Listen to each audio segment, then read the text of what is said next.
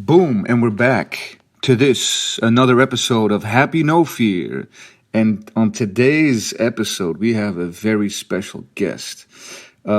He has been known to me, or at least his work was, from the second I landed in LA and was skateboarding in the old school Venice graffiti pits. His work stood out to me like crazy, and he has been one of the most prolific artists in the city, in my opinion, since then. And we're talking 20 years ago, or 20 plus years ago. He's another dude, just like me, that do the eyeballs, and but he does it in a completely different way. He's got lots of roots in this city and in the culture. And I'm just really, really happy, man. We got him to come down. So without further ado, I give to you Mr. Vyal One.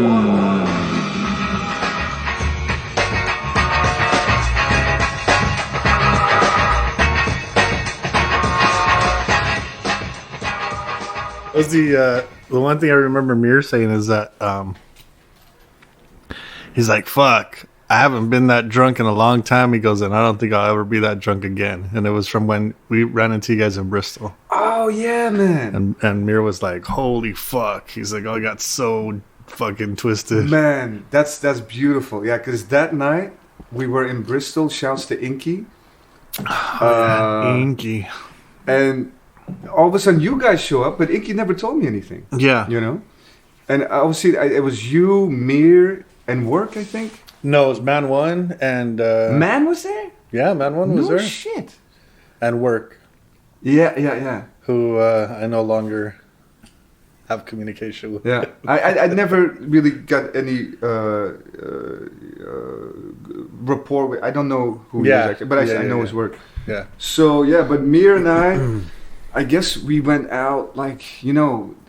everyone likes to drink there, you know, and especially Inky when you're in Inky's company. So we went around, and then at one point, because of course I knew Mir from his work, but that was the first time I actually really properly met you. Yeah. And Mir. Man, I already knew a little bit, and so we're like, fuck it, we're from LA, we're gonna go like do the town, and man, the funniest person in my life, and I know a lot of funny people. Yeah. By far, he's in the top 3. When he gets loose, like the shit he was saying, is just fucking funny in a strange way. It's like so like, weird. What the fuck? Because all like the deep, you know, wisdom is there, but then the conspiracy theory, and also he turns into like an I don't give a fuck guy, right? But in a good way. Yeah. And everything he says becomes fucking hilarious. Yeah. It was one of the best nights. Yeah, I've known that guy and, you know, some of the CBS guys for like, since like 1995. Yeah. You know, that's exactly when I got to LA. Yeah. 1995, yeah. Yeah, and, you know, they're a very different breed, you know, than what I'm, or was used to, was accustomed to. And how was it different? Axis, for instance, like Axis was like very fucking, we still get along and still talk to this day, you know? Yeah. And I've had very little conflict with that dude, you know, because we're just so much on the same kind of page a lot of times, you know. And also same era of like, it was like kind of second wave, I guess, right? Kind of the second wave. Yeah. Second wave of LA graffiti. Yeah. Second wave of like more that illustrative style, right? You know, like. Yeah, because that you know the letter style and all that, it always comes first. But then getting into illustrative, that it used to be like just rock the letter. Can you do a little character on the side? You know, do some do my back. Can you do the backgrounds? Yeah, I was like always the background guy. Yeah, which was fun at the time, you know. But I hated it. I think I got tired of the background time, like somewhere in 2002 or 2003, where I was like, fuck this shit. Hey, can you rock a character? Hey, I'm just gonna do everything myself. I don't need you to come and do fucking letters on my wall now. Like, right. I'll do the letters, I'll do the characters, I'll do the background. Fuck it. Yeah. Mark is the one who pulled me out in like 2005 2004, 2005, I think. Yeah. Around that time, who got me like excited about painting again. Oh yeah. I remember, like I told you this already, but when I got to Venice, right, I moved here to skateboard. Yeah. That was my world. I just gotta try to get close, and I was lucky enough to find a way, so I get here, and so our trajectory was to skate the Santa Monica beach gaps, right? And then we'd go follow the bike lane down to the Venice OG graffiti pits. Right. And right there was, it's a famous ledge, like your work was there. Yeah. It's those two, there's a corner spot there, right? Like the deepest point. And you had a piece there, and it was characters and there was letters, but it was very white. There was like a lot of white, I remember. White and gray, and then your eyes and characters popped out. But there was still there was some full color characters, and then there was a sacred lettering. Yeah, sacred. Yeah, that was the lettering. But that combo was like, man. Yeah, this is like, I'm feeling this. Yeah, it stood out. We got a lot of attention for that. And it was cool, but it also got like used in magazines for shit, and at the time I was just clueless about how to fucking even approach a magazine or get in contact with the magazine at the time. It was pre-internet, right? Right. Couldn't just email anybody. Oh, so like it was like graph pages or something? No. This was like ads. Ads, and then there was one that was like it was like a comic book thing, but they used live characters, and they put them in front of the characters like fighting and shit in that magazine. It was interesting. I think I have it somewhere still. Yeah. But yeah, it's funny to talk about pre-internet. Pre-internet is something else. It's flicks. You got your flicks, and you send them to your friends, and it's 1 hour photo, right? And then if you get a photo, and you can't even preview it because it's. No. I used to buy it's like $9.99. It's a disposable camera. Yeah. I couldn't even get a real camera. Yeah, no. Yeah, you just you didn't even want to take a real camera because the chances of getting jacked were like so also great, So you were like, "Fuck, I don't want to get it." Plus, real camera, then you have to know about aperture and who knows anything about that? I know a little bit now, but just the basics. But it was just like that. Props to those, I think it was Kodak who made it, and you get 24 on the roll of film. Yeah. You just load it up, you shoot a picture, it's a pretty decent picture. Yeah, right on. So yeah, those were different days. Yeah. Different days. Yeah, I feel sorry for people that live 24/7 online, Right. It's like they stress out. I mean, I see it happening even to me sometimes. Like I stress out if you don't have something to post. Like you feel like the next day you're like, "Fuck, I'm fucking up." Yeah, I feel the same way. How did this happen? It's the worst because everyone's posting such great stuff, Yeah. I mean, and I'm not one of these guys that doesn't follow. People that don't follow anyone. Yeah. I don't like that. I don't like it either. I follow freely. If I like a little bit of it, and I'll follow you. Sometimes I'll follow a person out of compassion also. Yeah. At a party or something, and he's like, "I'll follow you right now," and I'm like, "Man, you're a good dude. I'll follow you back." But then as he's giving the Instagram or whoever it is, it's 132 followers. I'm like, you know what? I'm gonna be the difference here. I'll follow you. Yeah. And he's like, really? You don't have to. I'm like, this is on me. This was on me. Right on. Yeah. That's cool, man. Yeah. I follow a lot of lowrider Instagrams and fucking black metal, death metal Instagrams. It's complete opposite ends of the spectrum is what my interests, so it's kind of hard sometimes to just be find a middle ground. And I'm not into I don't know anything about Supreme or any of this shit. No offense to them and the people that are into that. I just not my. I don't know. To me, what they coined. I mean, not coined, but it's for when I was a kid. I mean, this is revealing age. Yeah. But there was a time before. It's when I was really young, 9 or 10 or something, or maybe 11. For maybe 8 months, I was into collecting stamps. Because it's the old country, Right. There's a lot of old people there.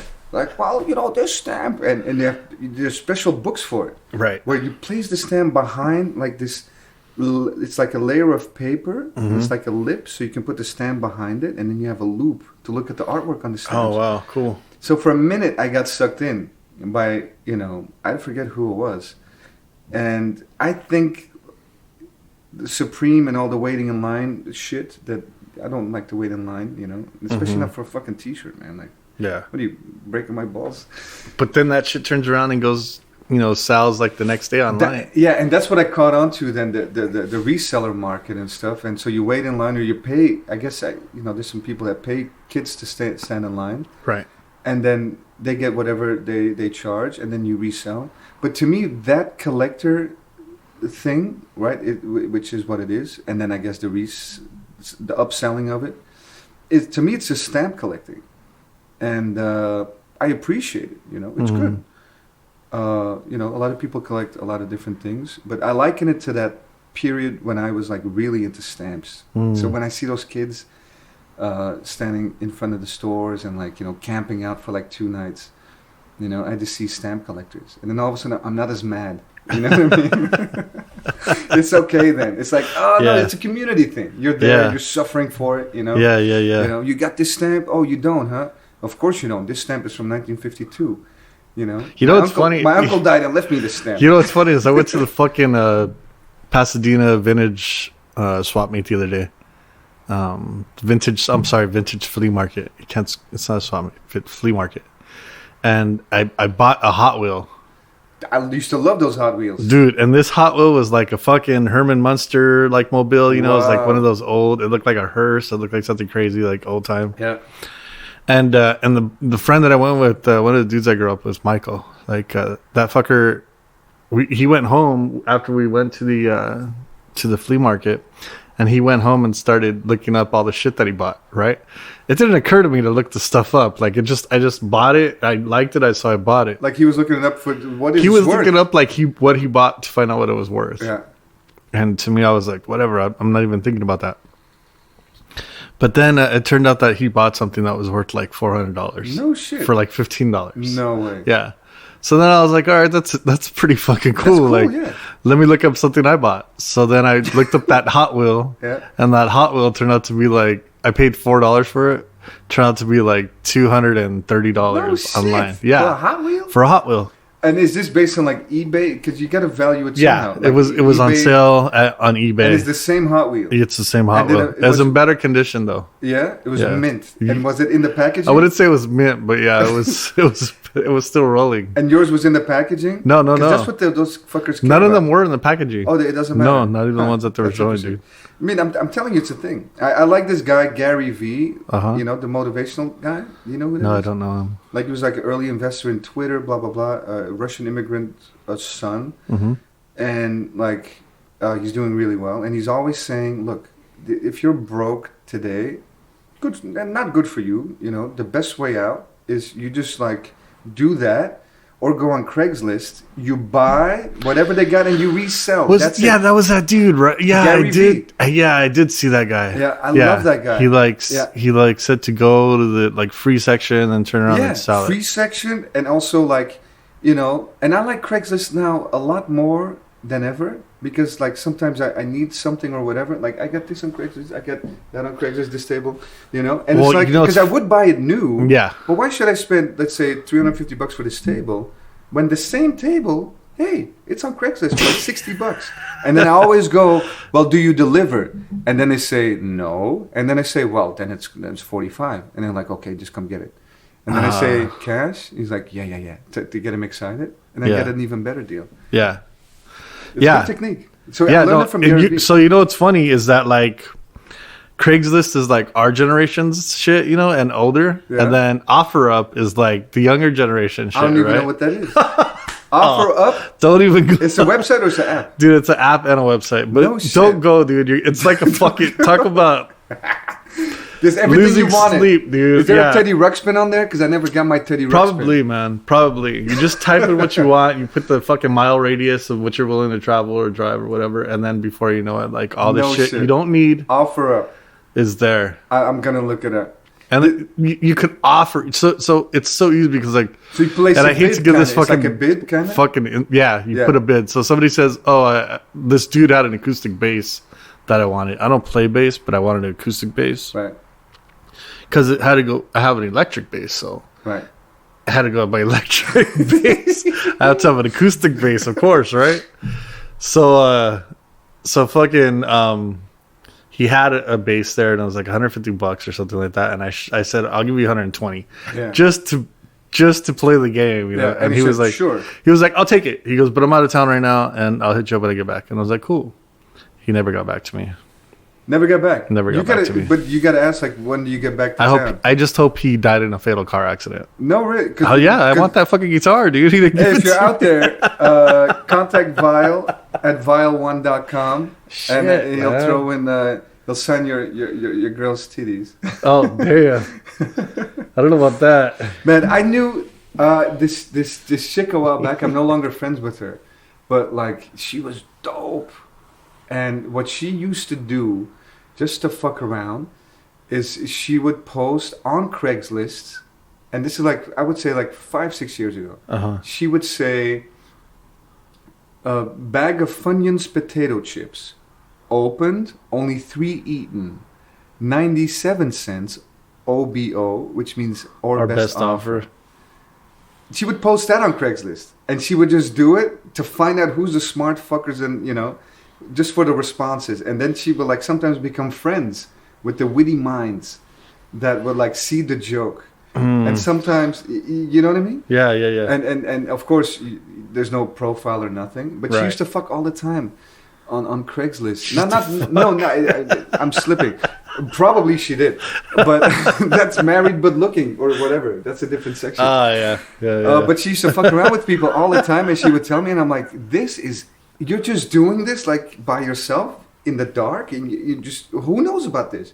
A lot, you know, and a few of my friends, but I'm just weird like that. You know, like the early Silver Lake Echo Park girls were like kind of weird. You know, they're like, they dress weird, and they're like to take photographs. You know, and they're like the weird first wave. I mean, this is probably longer ago. I feel like that maybe was it's like the first wave of hipsters that hit LA. Yeah. Which is a different kind of hipster.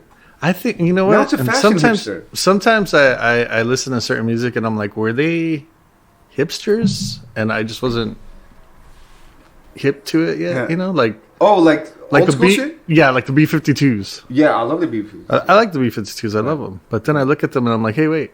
Were they fucking hipsters? Right. And what's a hipster? Were they fucking displacing me back then? Fuckers? I don't know. Yeah. Who knows what it is? Oh no! So you're going into a deep thing, and that's interesting to talk about. Well, it's the landscape of LA has changed so much since it's nuts. And since I've grown up. I probably helped Venice get gentrified big time. I've been painting in Venice since like 1998. See, I don't think art has that much power. I'm not going to say that. I'm not going to say that it has the ability to. I think it does, Vyal One. I think it does. You know why? And here's the argument, and then you can counter.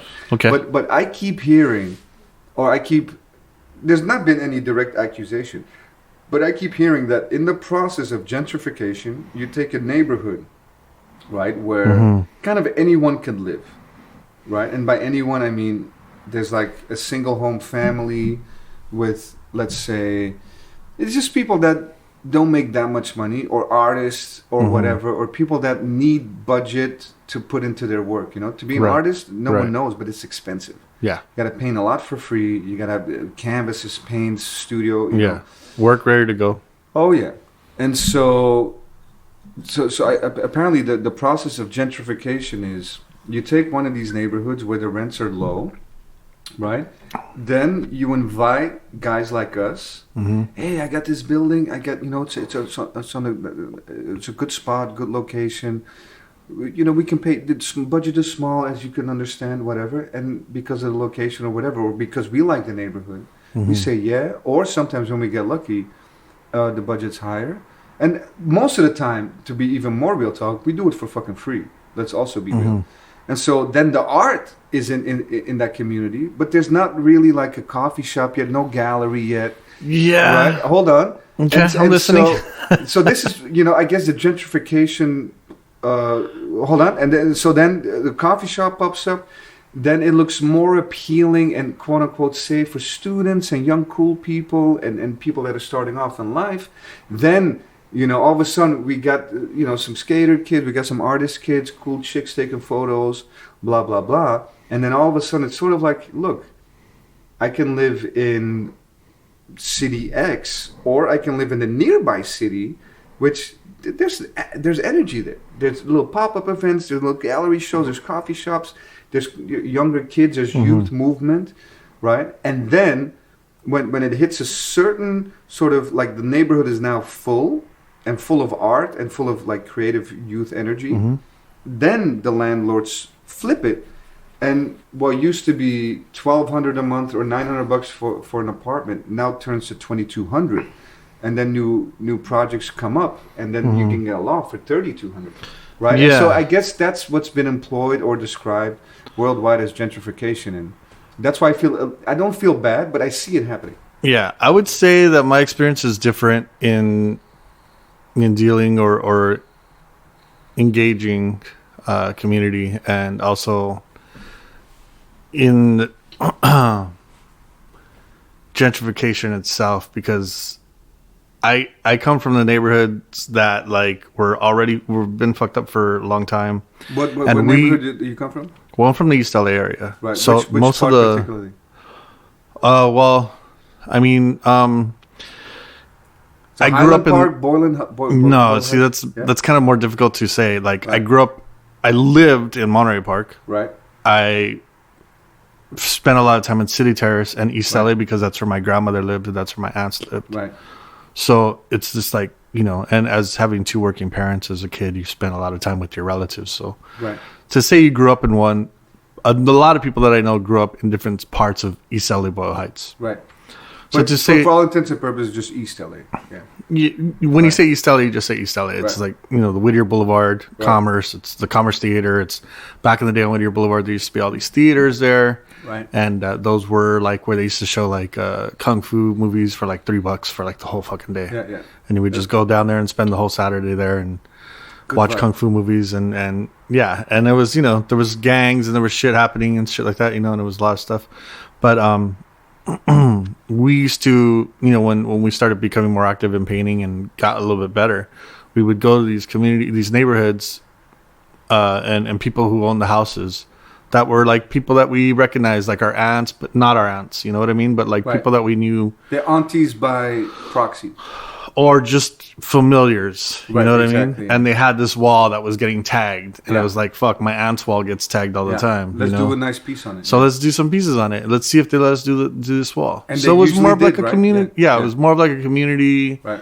beautification thing for us than it was about this idea that somebody was going to come in and raise the rents. We never had Right. that.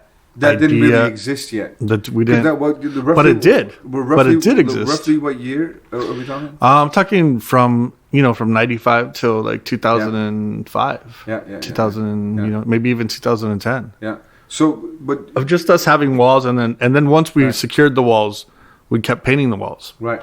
Yeah, But you for kind of the- have to, right? Yeah. And it was the time where, took a flick and you showed it to your friends and people Right, passed yeah, by yeah. and took flicks of it, and maybe it got in a magazine or something. But for us, it was like combating like the gang graffiti and And showing making an it a example. little bit Yeah. Nice. cooler for people to come out. Right. And in this way, I started working with youth. Right. And that was the weird thing, is that I had never went to school to formally learn how to work with kids. But in this process that we were doing, we had experience because the kids would come from the neighborhood, right? Riding their bikes or fucking doing whatever they were And doing. they get curious. Yeah. They get curious. Yeah. And also they're like, you're like, hey, it's fucking 6:00 in the afternoon. Like, shouldn't you be going home? They're Yeah. like, my mom knows I'm out here. It's cool. You know, yeah. you fucking wind up buying them ice creams from the ice cream truck or whatever. You give them a can to fill in the bottom part Yeah. where you can't They reach. that means the world. Dude, it means the world to them. Yeah, it and does. and they don't forget. They you know? never forget. Dude, I've run into men now. Yeah. You know that full beards, fucking Yeah. gangsters, shaved heads, whatever. They still have your They come back up to me based and on they're that like, gift. you know me? You're Vyal, huh? And I'm like, yeah. And they're like, do you know me? And I'm like, no, I don't fucking know you. They're like, you painted a wall in my neighborhood on Ford and fucking, you know, on closer to the Boyle Heights thing, right? Before gentrification, East LA was basically Boyle Heights and East LA together. It was just kind of, you weren't really like, I'm in Boyle Heights now. I'm in East LA now. East LA was East LA. And Monterey Park was, which where I'm from, everybody's like, oh, that ain't East LA. But then you ask them where East LA College is, and they say, it's in Monterey Park. Right, exactly. So then they're like, okay, forget it. And back in the day, you know, a movie called Boulevard Nights, which is an old school lowrider movie, that was filmed, a lot of it was filmed in Monterey Park. I don't know it. Yeah. You gotta check it out. It's cool. So, so, you know, we were like the young cats trying to be like our elders, which were like the old school East LA mural painters, right? Yeah. Like East LA Streetscapers and Willie Head On and all those guys that are still alive today that are, you know, George Yepes that were doing these incredible pieces. And we never fucked up murals. Right. We never fucking bombed a mural. Like, we never did that. And that was something that dawned on me too when I got here in 95. Like, there was a mural scene. It had nothing to do with graffiti. It had nothing to do with street art. It would be another 10 years before someone called it that anyway. Yeah. You know, but like citywide, everywhere, freeways, everywhere from east to west, there was proper murals. And it was always a Hispanic painter leading those murals. And then you would see like the roll call on the mural. You know, it's like 20, 30 assistants and stuff. Yeah. You know? Yeah. And I'm like, wow, it takes that many people? It was a community thing. Right, but exactly. And it was a community thing. And early on, I got familiar with Spark. You know? And they were like... And Judy. Yeah, Judy Baca. And they were really like preserving that, you know? And I'm just a young kid and I'm like, yeah, whatever. But now, it took some time to really sink in that is really, really important. And that was back in the day when murals had budgets, right? You know, and there was like grants and stuff, grants and shit, and it was like, and you know, Judy Baca is amazing. But the funny part is that one of my first mentors wasn't a Latina at all. She was a Jewish woman, Eva Cockcroft, who's since passed away. But she used to hire. Well, she used to hire myself and Asylum to help her with murals. Yeah. And, you know, we would go and... Is she the one that did that mile-long thing in the river? No, that was Judy. Judy Baca did that mile-long one in the river. That was a crazy one also. Yeah, that was Judy. But, you know, so the idea of, like, becoming a muralist or becoming an artist that would get these, you know, 40, 50,000 grants at the time. It was a title, right? Dude, that was, like, your goal. That's not going to be for us. It's not going to be for us. That was for me at the time. It was my goal. Yeah. It was like an idea that I said, "Hey, I could do that." You know, but I'll be using spray paint. You know what I mean? Like, I'm going to stick to my guns. Let's be honest, for the listeners, you know, they're probably younger than us. Man, if you revealed that you're going to use a spray can in those days, oh yeah, fuck that. Tell them right now. They're like, you know what? This is a bad idea. Yeah. You're good. You got this far. You have to use spray paint. Like, I'd show up sometimes to a thing. You know, with a crate of paint or like a fucking sport bag. Yeah. You know, and I used to go to Rampage. You used to go to Rampage? Yeah, I used to go to Rampage. Rampage was the Krylon spot. Yeah. And so I'd show up with whatever, or I got a ride. It used to be on Hollywood Boulevard. They had other location before that. Yeah. So you and just imagine, guys, and you know. Now it's all accepted. It's even better, you know, use spray paint. But back in those days, they saw the medium. Wasn't used for it. That's spray paint wasn't used. Bicycles and chairs, just like it says. And so imagine we're still the same guys, right? You know, it's a little no bit color selection. No, like limited color 60 selection. colors maximum, if it's that many. Yeah. Jungle green is never available. No. Right. Yeah. And so whoever you're doing something for, as soon as they saw your medium, they're like, yeah. No, we don't want no trouble. Yeah. True or not? Yeah. Yeah. Yeah, they associate it with gangs. Yeah, exactly. That's LA. So it was, you know, it was weird because, you know, you spent so much time and you know, at least in the east side, where we, you know, and in the south side too, where you try to use your work and your art to avoid those situations of like gangs and becoming a gang member. And, you know, I had homies in high school that like used to be bus bombers with, right? Go bus tagging with. Jumping on the bus. And they would they all got jumped into different neighborhoods and all wound up hating each other by the time high school was over. Yeah.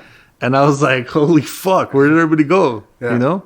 So it was like, that's around the time after high school when I met Man One. And Man One was going to like... what year was that? Loyola Marymount. And I was like, who's this fucking dude going to Loyola Marymount University? So Man One is a little bit older than us. Yeah. Older than you. Yeah. He's a lot older than me. Yeah.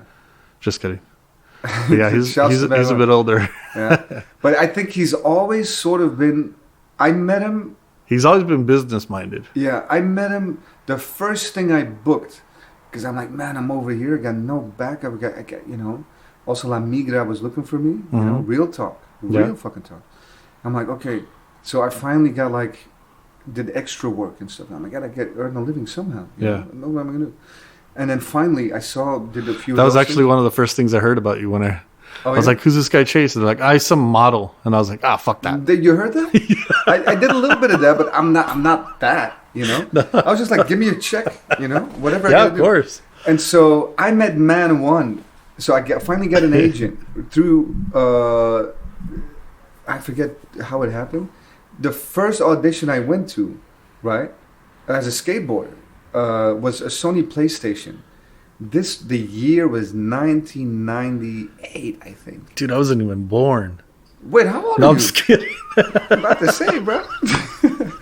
So it was that classic, the bridge where they shoot. Where is it? Goes into LA River. 6th Street Bridge. 6th Street Bridge. And so I get there. I'm with some dweeb from fucking Kansas City or some shit. Yeah. You know, like, hey. And I'm like doing a stunt in the Sony PlayStation commercial where I ollie off some like little jump ramp or whatever, and I land on the downhill that goes into the bridge, and then Man One is spray painting there. So I meet him. So it's 98 or 99, and at the time I always had my book with me with my pictures. Yeah. So right away I'm like, forget all these people. Hey, nice to meet you. You know, and we met back there. Was he doing something for the commercial? Oh yeah. Like and over the years I've always noticed that Man One not only has kind of represented and has been very like camera friendly on the news back in the 80s and everything, but also sort of like, you know, been about his business in like a good way. I like that. Yeah, he was very influential in the way that I took myself as an artist, because for the longest time, I just didn't want anything to do with society. Didn't want anything to do with people. Didn't want anything to do... I loved painting, and that was the weird part, is I loved painting and I loved colors. But I can't tell you how many times I painted something and then painted over it before we left. Because I just... Because you didn't like it? Because it wasn't good enough, or you didn't want to share with people?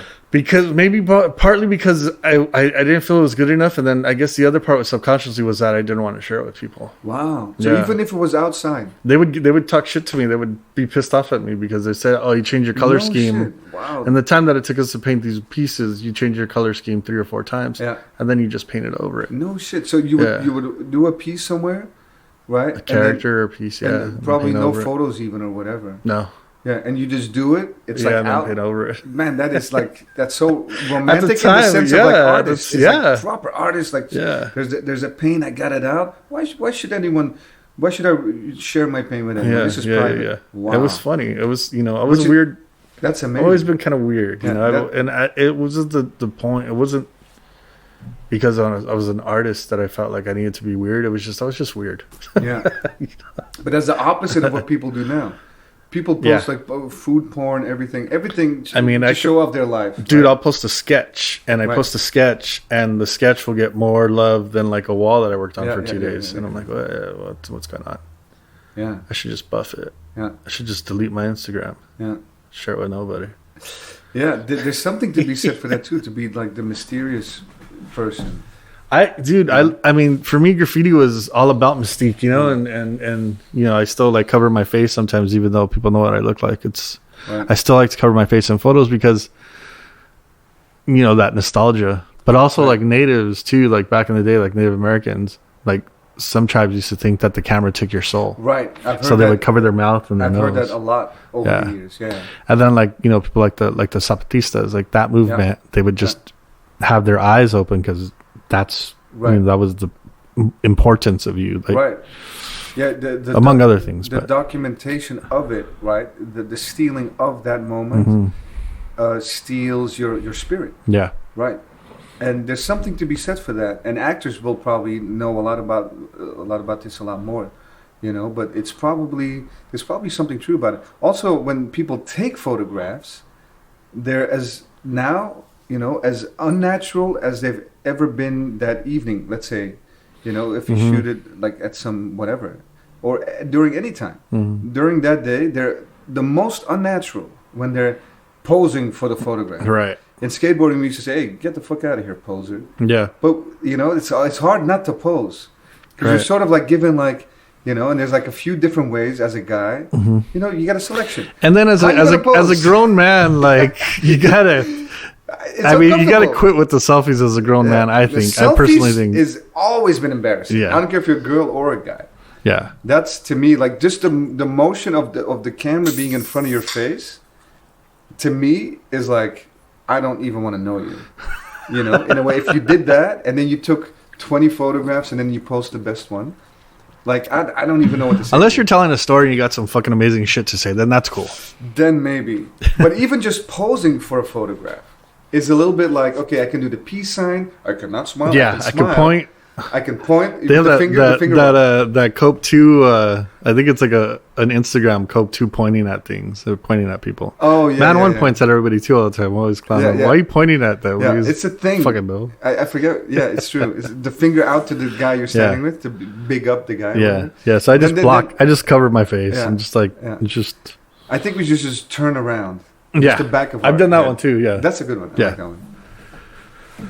That's a fun one. It's a weird one. Like all this stuff is weird. It's so artificial. It's so far away from like. But it's life now. It's life now. You know, it's crazy, and it's interesting to try and have to make that transition into that world, because some people are just nowadays are just born into that, right? Like they don't even have that reference of. They don't know the world before anonymity or you know, not wanting to be recognized. Everybody wants to be recognized now. Everybody wants to be fucking viral. Yeah, I think it's a real. I specifically hate it when I see people whose kids are like 2 and 3 years old. They already have Instagram. Yeah. That to me is like, what are you doing, man? Don't you know? Like, it's already bad enough for us, for adults. Imagine a kid. You're gonna drop him into that quicksand and like, yeah, you're on your own, kid. But at least by the time you're 14, you'll have 20,000 followers. Yeah, and then by the time you're 17, you'll be irrelevant. You'll be suicidal. Yeah, and you'll fall off, and then nobody will care about you. Yeah. And that's also something I've encountered, is that I took a meeting, when was it, like 6 months ago, for a pretty prominent like streetwear brand that should remain unnamed because I don't want to throw them under the bus. That's how nice of a guy I am. And so I meet with the whole team. My friend is a designer over there, and he's like, man, it'd be so dope. We did a collaboration, whatever. I look at the brand. I see, I kind of know this brand. The quality is good. I think we can do something here that could make sense, like a capsule or something, Right.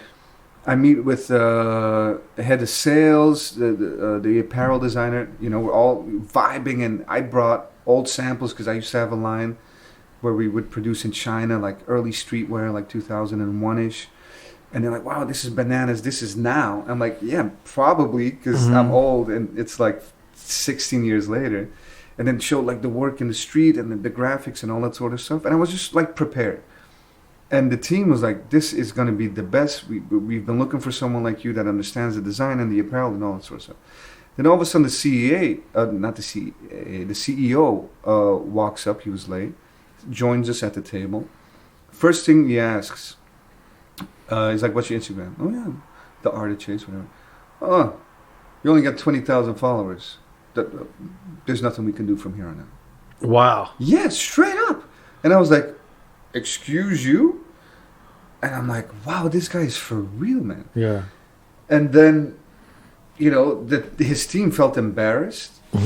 They're like, no, but you have to understand, it's like 20 years in the street plus, and like all this stuff, and like, so some of these things you can't quantify. Right. Let's say a wall in a good location, Yeah. If it's about that, like, I mean, that's, who knows how many eyes, pun intended. Right. And times all, and so the guy didn't want to hear it. So all of a sudden I'm like, you know what? I'm actually cool on this whole thing. Yeah. Because I see you right now, homie, and this for you is about the bottom line, and the bottom line for you is not creative expression, it's numbers. Yeah. And so, like I felt the anger coming up in me. I'm like, first of all, I really gave you a shot because I looked into you. Yeah. Right? You're the CEO. I know who I'm going to have the meeting with. But then second of all, I'm so disappointed, man. Because this vehicle, which is a brand, it's streetwear, whatever. Like it should be, the components of the pillars should be there. Yeah, and that should also help to promote you as an artist. That they have tricks up their sleeves, right? Or knowledge that not everybody has. That they can say, hey, we fucking worked with this artist, right? And not to say that I'm the guy to work with, but if this is your approach, if this is how you judge potential, right?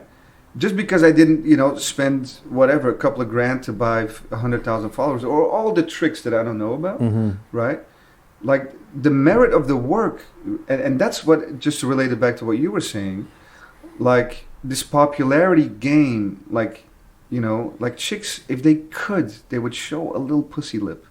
If it could get them 20,000 more followers, they're aching. I know. Well, what's crazy is I just saw a story. Some shit? I saw some lip. You saw It's pathetic. I saw fucking this story about a woman who had her nipples removed so she could show her tits on Instagram. Are you kidding me, man? Yeah. No way. Yeah. You could just do that in Photoshop, man. You can apparently she had so the story goes, I don't know if it's true or not, but she had her nipples removed so that she could be topless on Instagram. That is unbelievable, man. You see where this is going? It's a Barbie doll. This is nuts. It's unreal. This is nuts, dude. That can catch like wildfire across the board. Nipple removal. I got into the wrong. I should be a nipple removal. Exactly. The fuck am I doing? Is that something a dermatologist would do, or that's proper? Probably surgeon. Yeah, that's cosmetic. No PPO surgeon. covers that.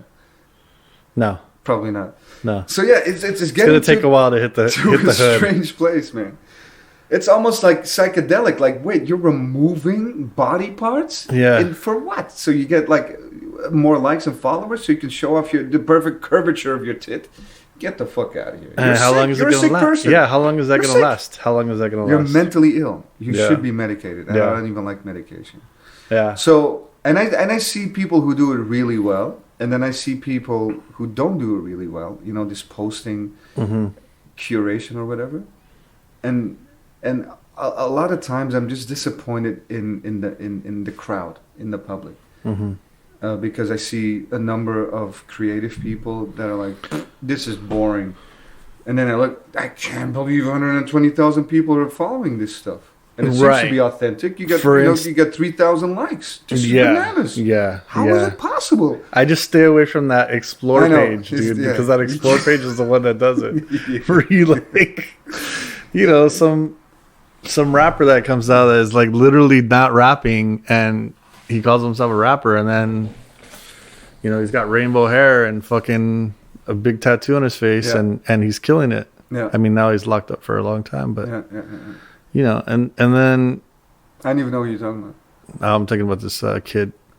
You can say his name. Tekashi 6ix9ine. He was like a rapper that was like a big fucking thing over Instagram for like the longest. Yeah. And then he got brought up on some charges, and now he's like locked up. And it's like that's when I knew that I was disconnected. I was just not interested.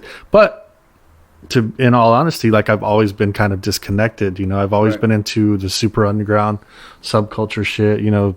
Whatever people thought was punk rock, I was listening to what was behind that, what was under that, what was around. What was the secret influence there? Yeah. I mean, all the stuff that all the stuff that I've always been into has always been like off the radar. You know what I mean? Exactly. So to be on the radar as an artist and to have to keep up with an audience and to make sure that they know what I'm working on and what I'm doing is kind of surreal, because I'm like, in itself, it's like an artistic experience and experiment, because like I'm like, well, I got to put something out.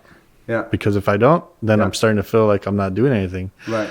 And I see people say this shit all the time, and they say no days off, and I don't understand that one. Like, to me, you should give yourself a couple of days off. Like, you earned it. You've been on a wall for you're really active, though, I gotta say. That, and I don't feel like I'm that active. Oh, people accuse me of that same shit. I'm like, man, I feel like I'm slacking, But I look at you and I judge you in a positive way, and I say, this guy's painting fucking probably like a piece every 2 days, which to me is like quite active. Yeah, after 20 plus years of painting, it's you can knock him out. I mean, to me, it's like that's what you got to do. It's just I never took it as being like no days off. Like, oh no, I'm not. I have to make sure that everybody knows that I'm this fucking busy, that I'm not.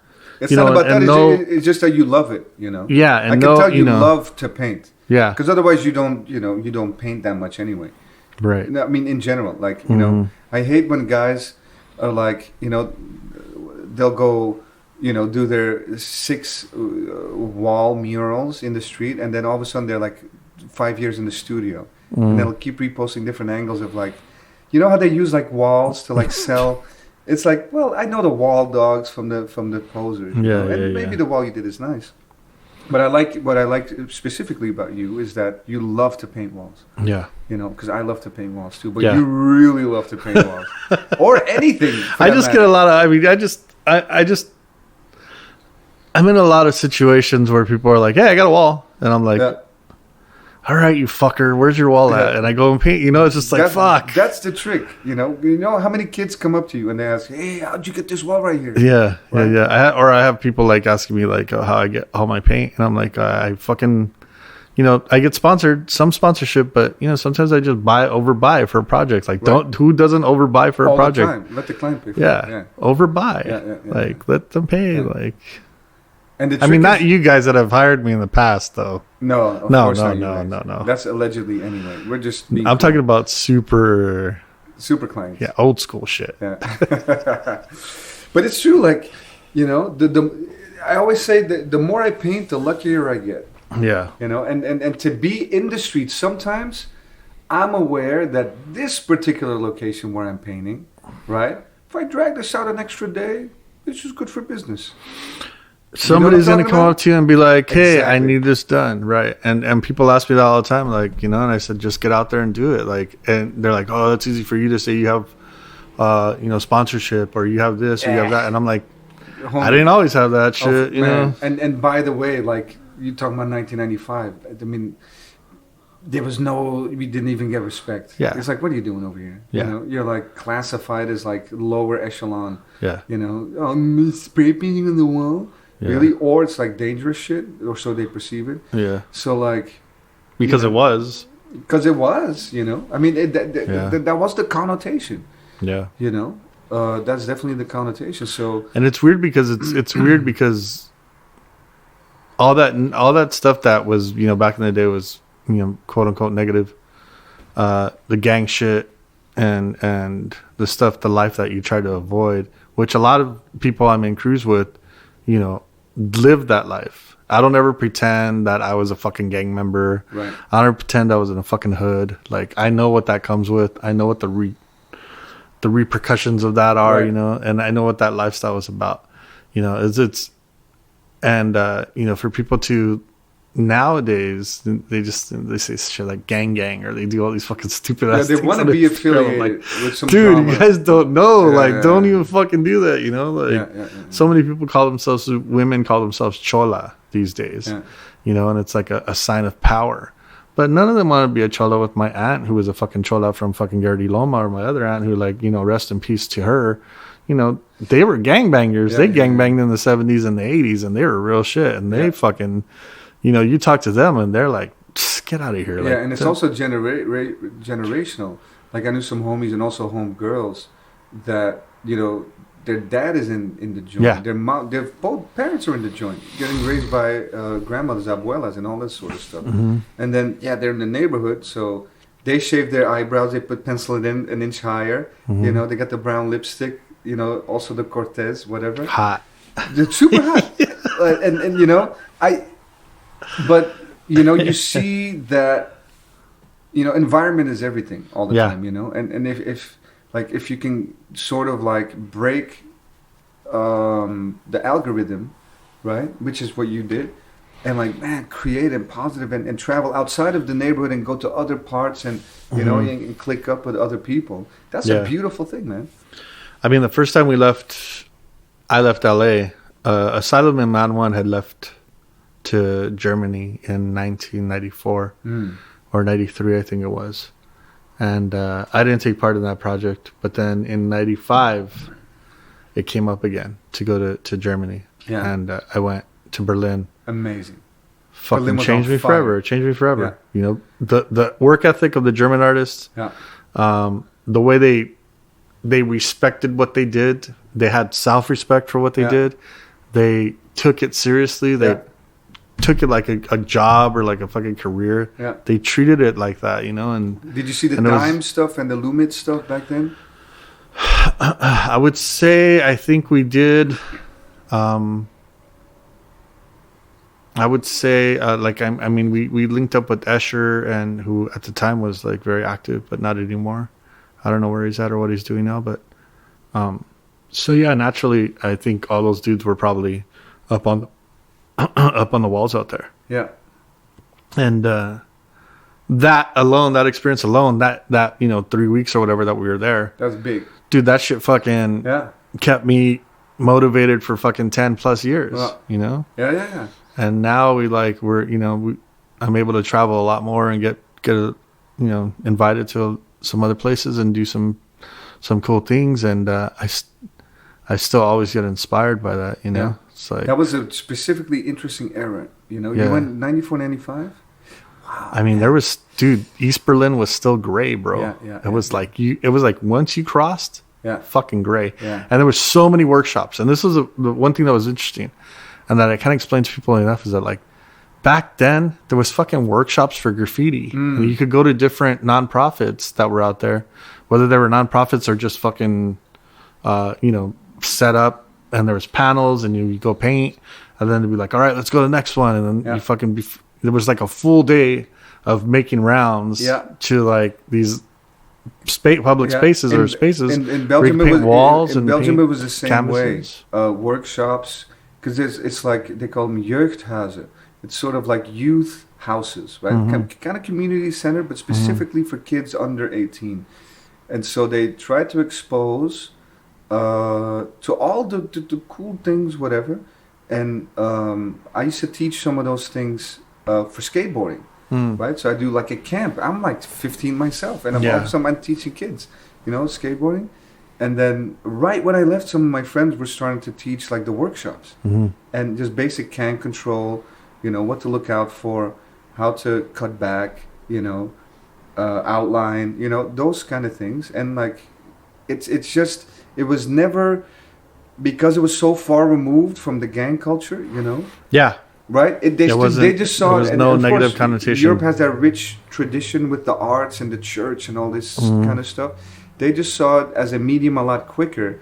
So when I got here, like the thematic sort of like how to lay out a wall and how to go big on the wall and choose a theme rather than classic wild style character wild style, right?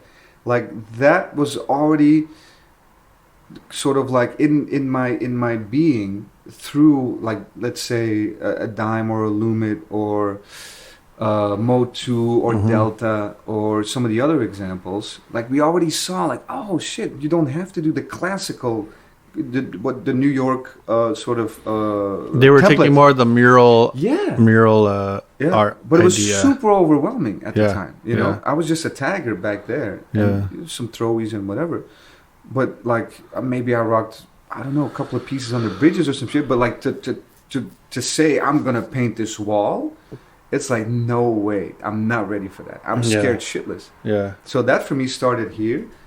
And that at that same time, you were in Europe seeing all the thematic and like how to approach with design and well, because we had the bigger wall. The thing is that we had those examples here in LA already, right? But we were still focused on doing letters, you know, and the majority of people were doing letters. Right. You had crews like KSN, which was called Keeping Suckers Nervous, and then you had of course Slick, STN.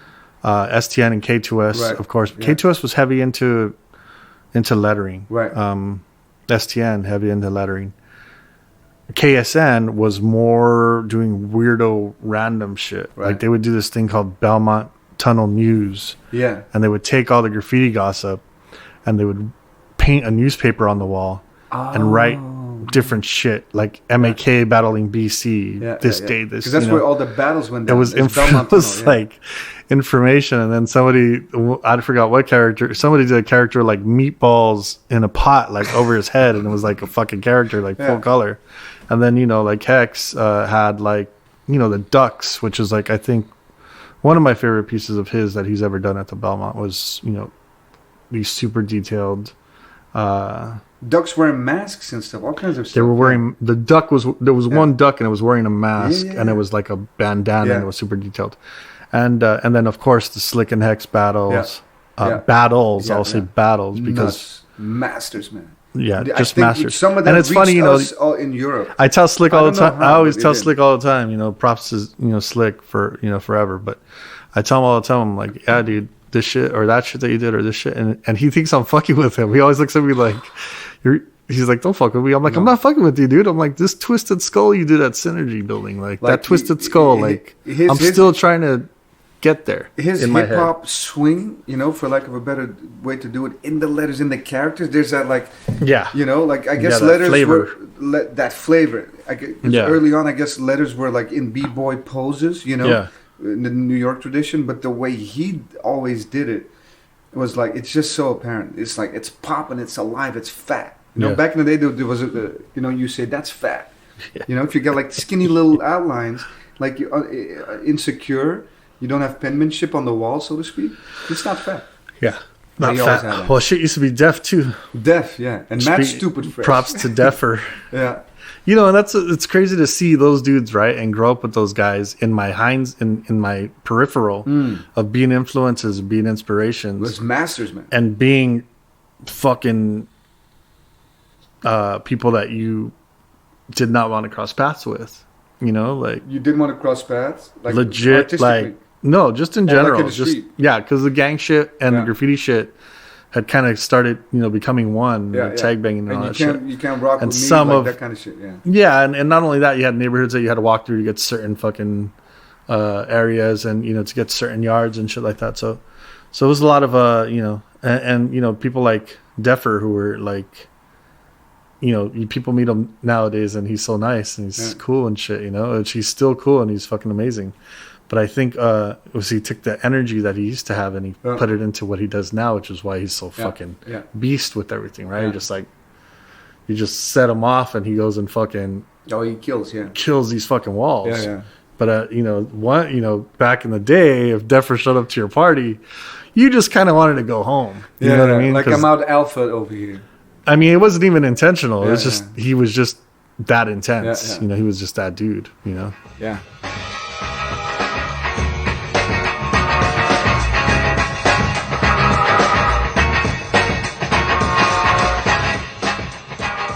Boom, boom, boom, boom, boom. You must be wondering, hey, what happened to the rest of our talk? Well, we had a little technical error at the tail end of our talk. So the goodbyes are not recorded.